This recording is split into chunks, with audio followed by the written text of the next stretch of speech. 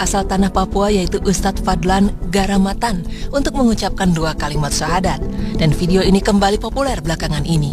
Allah Subhanahu wa Ta'ala berfirman yang artinya, apabila telah datang pertolongan Allah dan kemenangan dan kamu lihat manusia masuk agama Allah dengan berbondong-bondong, maka bertasbihlah dengan memuji Tuhanmu dan mohonlah ampun kepadanya.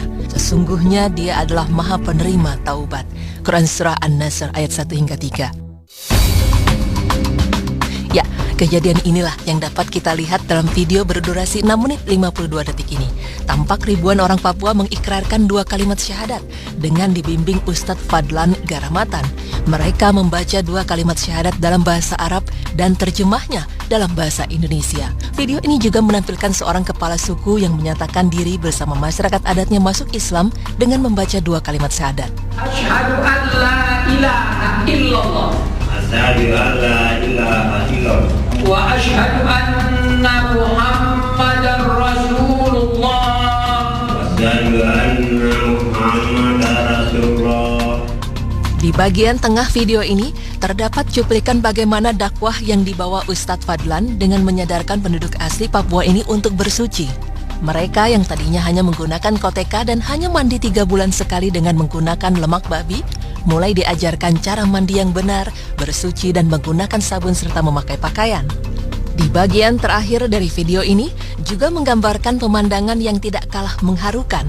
Tampak puluhan orang Papua mengangkat kubah bersama-sama. Mereka bergotong royong untuk mendirikan masjid dan bersama-sama membawa kubah menuju puncak masjid yang mereka bangun.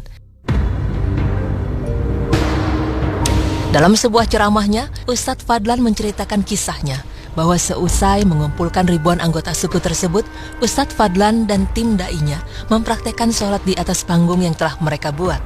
Begitu sholat dimulai, warga suku yang sudah mandi maupun yang belum mandi berdiri dan berputar mengelilingi panggung tempat sholat tersebut. Usai sholat, kepala suku langsung loncat ke atas panggung dan bertanya kepada Ustadz Fadlan, apa yang baru saja dia lakukan bersama tim da'inya. Dengan sabar, Ustadz Fadlan menjelaskan bahwa yang mereka lakukan baru saja itu adalah sholat yang dilakukan 5 kali sehari untuk menyembah Allah Subhanahu wa Ta'ala. Begitu mendengar penjelasan tersebut, kepala suku meminta Ustadz Fadlan dan timnya turun dari panggung. Kemudian kepala suku besar naik ke atas panggung bersama 6 kepala suku lainnya untuk melakukan rapat adat membahas kehadiran Ustadz Fadlan. 1,5 jam kemudian, kepala suku berdiri di atas panggung dan berteriak kepada warganya, hari ini kita senang, hari ini kita gembira, karena anak-anak ini datang mengajarkan kita agama yang benar. Dalam rapat adat kami sepakat bahwa kita semua yang berkumpul di lapangan ini mengikuti agama yang mereka ajarkan. Mendengar penjelasan dari kepala suku, sontak Ustadz Fadlan dan tim da'inya sujud syukur dan menangis kepada Allah Subhanahu wa Ta'ala. Saat itulah sebanyak 3.712 warga pedalaman akhirnya mengucapkan kalimat syahadat dan memeluk Islam. Pemirsa, perjuangan dakwah yang dibawa Ustadz Fadlan Garamatan ini tidaklah mudah. Pengalaman mengislamkan orang non-muslim dimulainya di tahun 1980-an. Saat itu ia mengislamkan salah satu pemuka agama non-muslim bernama Alfonso. Setelah gigih berdakwah selama 3 bulan di keluarga Alfonso, akhirnya Alfonso bersama keluarganya mengucapkan syahadat. Akibatnya tanah Irian geger dan Ustadz Fadlan ditahan selama 3 bulan tanpa pengadilan. Keluar dari tahanan, Ustadz Fadlan tidak kapok dan kembali berdakwah. Ia kemudian menuju tempat bernama Kampung Gayem. Baru sampai di tempat tersebut, kepala suku langsung melempar tombak beracun ke salah satu kaki Ustadz Fadlan dan tepat mengenai betisnya. Ia pun harus masuk rumah sakit selama beberapa minggu. Setelah sembuh, ia kembali datang ke Kampung Gayem lagi hingga akhirnya kepala suku yang menombak kakinya masuk Islam. Tapi lagi-lagi, setelah mengislamkan seorang tokoh, Ustadz Fadlan ditangkap dan dipenjara lagi, dan kali ini selama 6 bulan. Kisah dakwah Ustadz Fadlan yang fenomenal adalah saat 3.712 anggota suku di Irian berhasil diislamkan dan mengucap kalimat syahadat dengan metode bersuci dan mandi menggunakan sabun yang ia terapkan.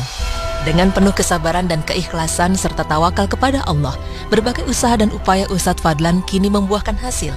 Hingga saat ini sudah banyak penduduk Papua yang menjadi Muslim, sekitar 221 suku yang sudah memeluk Islam. Jumlah warga tiap suku bervariasi, mulai dari ratusan sampai ribuan.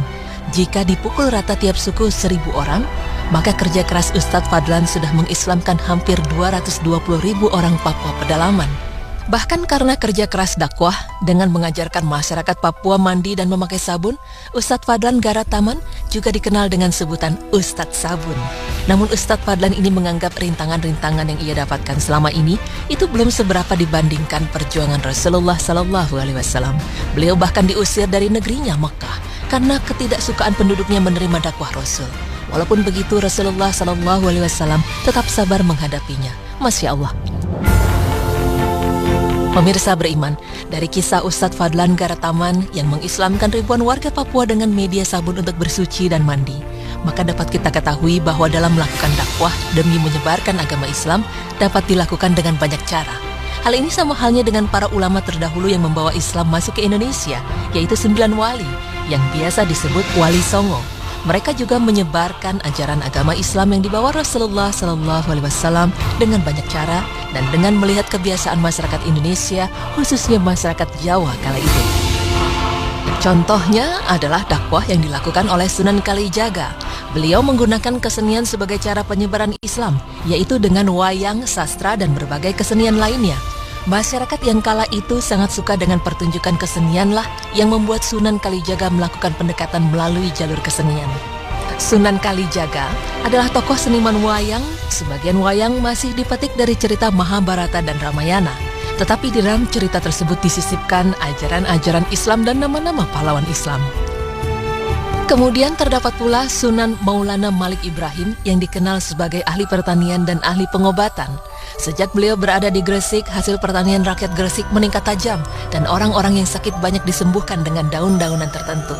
Sifatnya yang lemah lembut, belas kasih, dan ramah kepada semua orang, baik sesama muslim atau non-muslim, membuatnya terkenal sebagai tokoh masyarakat yang disegani dan dihormati.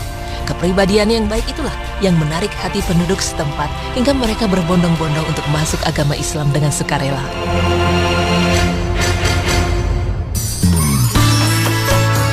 Pemirsa beriman, seperti yang kita tahu, Islam adalah agama yang sempurna.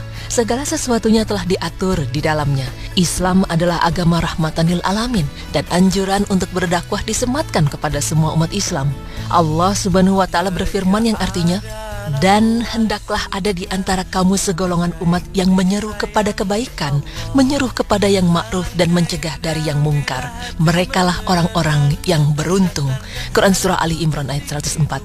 Berkaca dari metode dakwah Islam yang dilakukan oleh Ustadz Fadlan bagi masyarakat Papua dan para wali songo di kala itu, maka dapat disimpulkan bahwa banyak sekali cara untuk turut berdakwah menyebarkan ajaran agama Islam, dan kita pun dapat pula melakukannya di lingkungan masyarakat kita.